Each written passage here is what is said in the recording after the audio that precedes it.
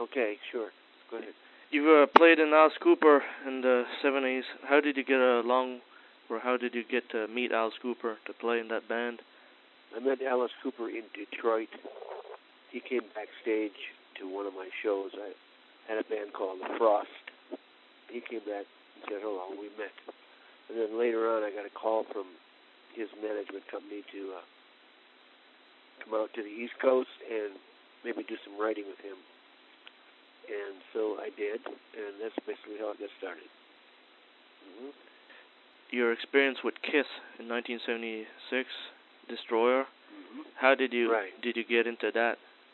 I was living in New York City, and I got a call from Bob Ezrin to come over to the studio and maybe play a guitar part. So I took my guitar and went over, and it happened to be the Kiss album he was working on. And so I ended up playing. Train kept rolling. Yeah, go ahead. What's the other one there? Was it Sweet Pain or... No, I don't know if it was Sweet Pain or not. Maybe that was a different record. It's hard for me to remember all these. On a couple tracks, I played on the acoustic guitar on Beth. So I just did the sessions by Bob Ezrin asking me to come over and do it. I had no idea what Ace Frehley was doing or whether they didn't want to use him on the tracks. I don't know why. So you never got to discuss that with anybody in the band? No. Did you even meet the band at that time? I met Paul and Gene. While you were recording? I think when I first went in there, they were there. I know Paul. Sure. For your Alice Cooper tours that you did in recordings, what would you say is your peak in Alice Cooper days? Like, because you're rated like a guitar legend to lots of people.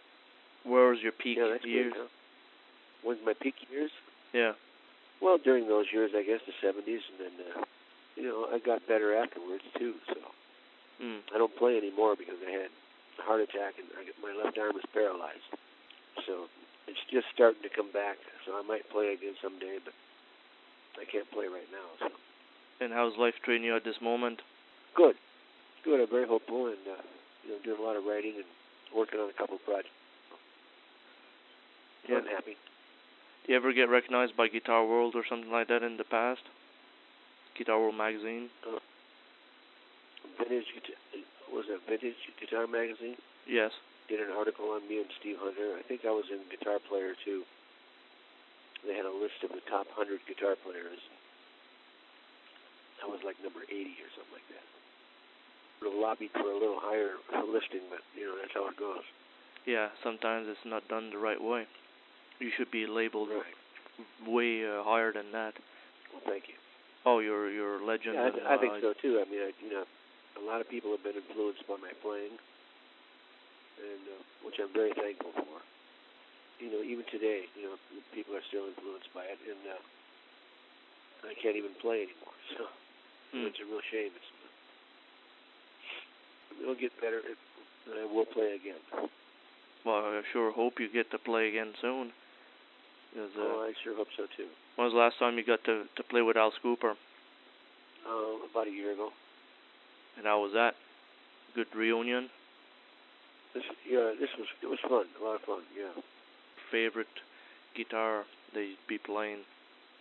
My favorite guitar is my 1968 Les Paul. What time did you buy that? I bought that on the Welcome to My Nightmare tour. The guy came back in the dressing room. He was selling some guitars, and so I bought that.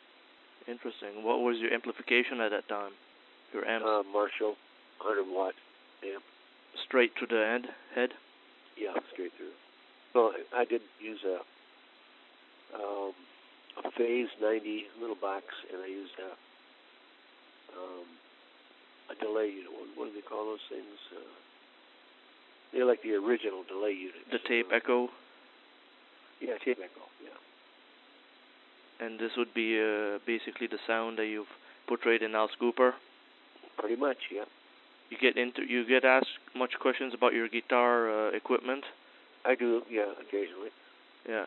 It's something you don't see too much on the internet, Dick Wagner's guitar effects and stuff.